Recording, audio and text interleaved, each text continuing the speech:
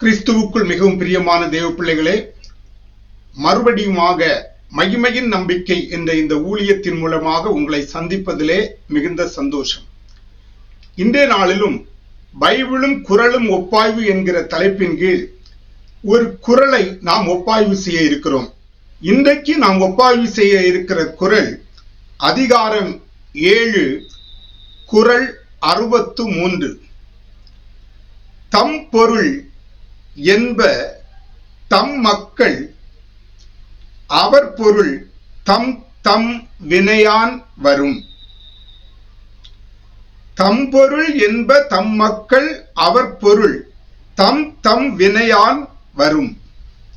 தம் பொருள் தம்முடைய பொருள் அல்லது செல்வம் என்ப தம் மக்கள், தம்முடைய மக்களே என்பர்.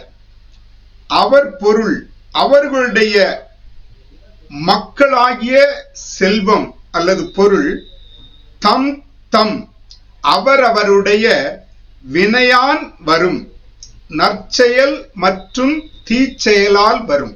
இந்த குறளுடைய பொருள் என்னவென்றால், தம்முடைய மக்களே தம்முடைய பொருள் அல்லது செல்வம் என்பர். அந்த மக்கள் செல்வமானது அவரவருடைய நற்செயல்கள் மற்றும் தீச்செயல்களின் பலனால் வரும். இந்த குறள் சம்பந்தப்பட்ட ஒரு சில பரிசுத்த வேதத்தின் வசனங்களை நாம் பார்க்கலாம். யாத்ராகம புஸ்தகம் 34ஆம் அதிகாரம் 7வது வசனம். 1000 தலைமுறைகளுக்கு இரக்கத்தை காக்கிறவர், அக்கிரமத்தையும் மீறுதலையும் பாவத்தையும் மன்னிக்கிறவர், குற்றவாளியை குற்றமற்றவனாக விடாமல் பிதாக்கள் செய்த அக்கிரமத்தை பிள்ளைகளிடத்திலும் பிள்ளைகளுடைய பிள்ளைகளிடத்திலும் 3ஆம் 4ஆம் தலைமுறை மட்டும் விசாரிக்கிறவர் என்று கூறினார். யாத்ராகம புஸ்தகம் 20ஆம் அதிகாரம் 4, 5, 6 மற்றும் வசனங்களை பார்க்கலாம். மேலே வானத்திலும் கீழே பூமியிலும் பூமியின் கீழ் தண்ணீரிலும் உண்டாயிருக்கிறவைகளுக்கு ஒப்பான ஒரு சொரூபத்தை ஆகிலும் யாதொரு விக்கிரகத்தை ஆகிலும் நீ உனக்கு உண்டாக்க வேண்டாம். நீ அவைகளை நமஸ்கரிக்கவும் சேவிக்கவும் வேண்டாம். உன் தேவனாகிய கர்த்தராயிருக்கிற நான் எரிச்சலுள்ள தேவனாயிருந்து என்னை பகைக்கிறவர்களை குறித்து பிதாக்களுடைய அக்கிரமத்தை பிள்ளைகளிடத்தில் 3ஆம் 4ஆம் தலைமுறை மட்டும் விசாரிக்கிறவராயிருக்கிறேன். என்னிடத்தில் அன்பு கூர்ந்து என் கற்பனைகளை கை கொள்ளுகிறவர்களுக்கோ 1000 தலைமுறை மட்டும் இரக்கம் செய்கிறவராயிருக்கிறேன். இந்த 2 வசனங்களை நாம் பார்க்கும்போது யாத்ராகமம் 34:7 மற்றும் யாத்ராகமம் 20ஆம் அதிகாரம் 5, 6 வசனங்களிலே விசேஷமாக இந்த 2 வசனங்களும் ஓரளவு ஒத்துப்போகிற வசனங்கள். ஆனால் 6ஆம் வசனத்திலே கொஞ்சம் அதிகமான ஒரு குறிப்பை தேவன் கொடுக்கிறார். பிதாக்களுடைய அக்கிரமத்தை பிள்ளைகளிடத்தில் 3ஆம் 4ஆம் தலைமுறை மட்டும் விசாரிக்கிறவராயிருக்கிறேன். என்னிடத்தில் அன்பு கூர்ந்து என் கற்பனைகளை கை கொள்ளுகிறவர்களுக்கோ 1000 தலைமுறை மட்டும் இரக்கம் செய்கிறவராயிருக்கிறேன்.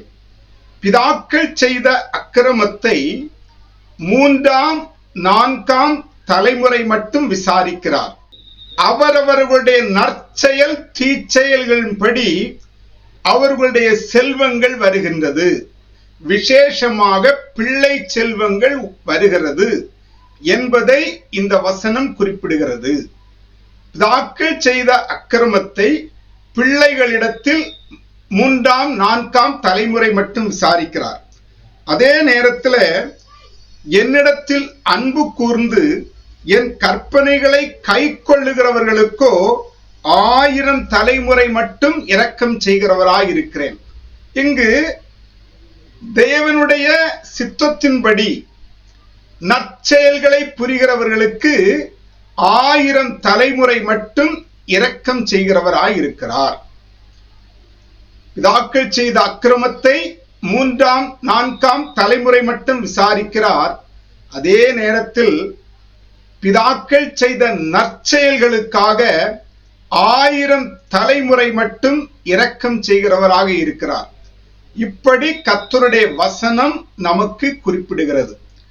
அடுத்தபடியாக சங்கீத புஸ்தகம் 128ஆம் அதிகாரத்திலே பார்க்கும்போது 1வது வசனம் சொல்கிறது, கர்த்தருக்கு பயந்து அவர் வழிகளில் நடக்கிறவன் எவனோ அவன் பாக்கியவான்.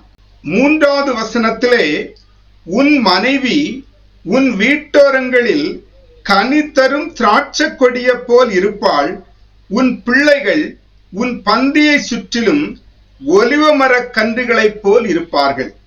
5ஆம் வசனத்திலே, கர்த்தர் சீயோனிலிருந்து உன்னை ஆசீர்வதிப்பார், நீ ஜீவனுள்ள நாளெல்லாம் எருசலேமின் வாழ்வை காண்பாய். 6ஆம் வசனத்திலே, நீ உன் பிள்ளைகளின் பிள்ளைகளையும் இஸ்ரவேலுக்குண்டாகும் சமாதானத்தையும் காண்பாய். இந்த சங்கீதம் 128 1ஆம் வசனம், கர்த்தருக்கு பயந்து அவர் வழிகளில் நடக்கிறவன் எவனோ அவன் பாக்கியவான், பேறு பெற்றவன், ஆசீர்வதிக்கப்பட்டவன். கர்த்தருக்கு பயந்து அவர் வழிகளில் நடப்பது என்பது என்ன? நற்செயல்கள் புரிதல், தெய்வத்துக்கு பிரியமான நல் வழியிலே நடத்தல். அப்படி நல் வழியிலே நடக்கும் போது அவனுடைய மனைவி நல்ல செயல்களை, நல்ல கனிகளை கொடுக்கிற நல்ல திராட்சை கொடிய போல் இருப்பாள். பிள்ளைகள் பந்தியை சுற்றிலும் ஒலிவ மரக் கன்றுகளைப் போல இருப்பார்கள்.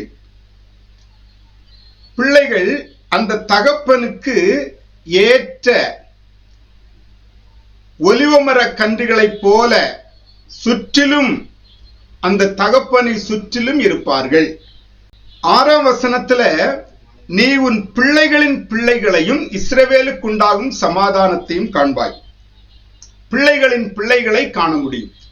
பிள்ளைகளின் பிள்ளைகளை காணுகிற அந்த ஸ்லாக்கியம் யாருக்கு கிடைக்கிறது என்றால், கர்த்தருக்கு பயந்து அவர் வழிகளில் நடக்கிறவன். இப்படிப்பட்ட காரியங்களை கர்த்தருடைய வசனம் சொல்லுகிறது. அடுத்தபடியாக யோவான் எழுதின சுவிசேஷ புஸ்தகம் 9ஆம் அதிகாரம் 2-3 வசனங்களை நாம் பார்க்கும்போது, அப்பொழுது அவருடைய சீஷர்கள் அவரை நோக்கி, ரபி, இவன் குருடனாய் பிறந்தது யார் செய்த பாவம்? இவன் செய்த பாவமோ இவனை பெற்றவர்கள் செய்த பாவமோ என்று கேட்டார்கள். இயேசு பிரதியுத்தரமாக, அது இவன் செய்த பாவமும் அல்ல, இவனை பெற்றவர்கள் செய்த பாவமும் அல்ல, தேவனுடைய கிரியைகள் இவனிடத்தில் வெளிப்படும் பொருட்டு இப்படி பிறந்தான். அங்கு 3 காரியங்களை சொல்லுகிறது. அவன் குருடனாவதற்கு 3 காரியங்கள் இருக்கலாம். ஒன்று, அவன் செய்த பாவம். இல்லை என்றால் அவனுடைய பெற்றோர்கள் செய்த பாவம். 3வது, தேவனுடைய கிரியைகள் வெளிப்படும்படி. ஆக ஒரு மனிதன் செய்த பாவம் அவனுடைய சந்ததியை, பிள்ளைகளை பாதிக்கிறது என்பதை இந்த வசனத்திலும் நாம் பார்க்க முடிகிறது.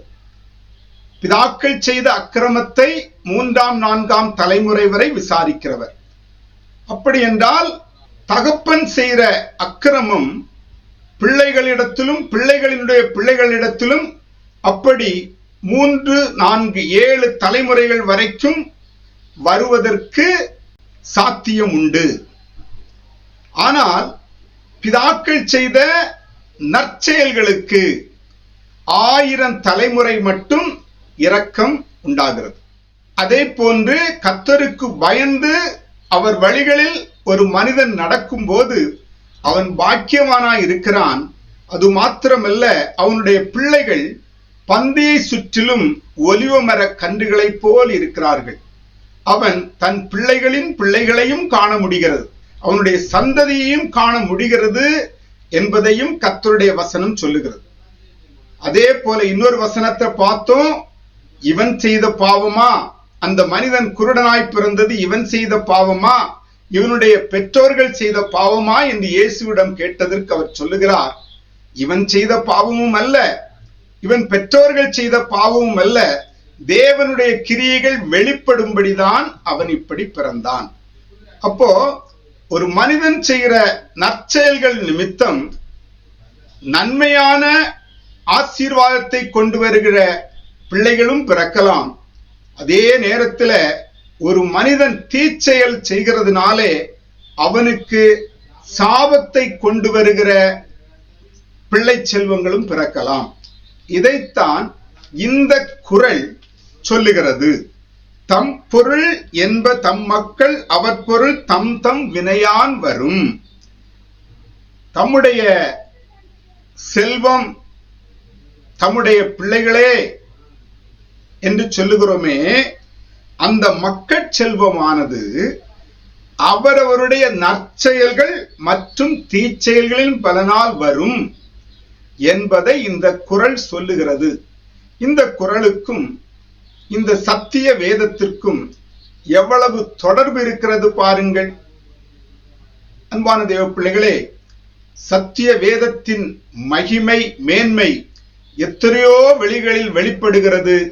அதில் ஒரு வெளிப்பாடுதான் இந்த குறளில் சொல்லப்பட்டிருக்கிற வெளிப்பாடு. நம்முடைய சத்திய தேவனுடைய சத்திய வசனத்தை மகிமைப்படுத்துவோம், அவரை விசுவாசிப்போம், அவர் காட்டிய வழியிலே நடப்போம். ஆசீர்வாதமான நன்மையான ஈவுகளை, நன்மையான பிள்ளை செல்வங்களை பெற்றெடுப்போம். தேவனுக்கு மகிமை உண்டாகட்டும். இதை கேட்கிற யாவரையும் கர்த்தர் ஆசீர்வதிப்பாராக.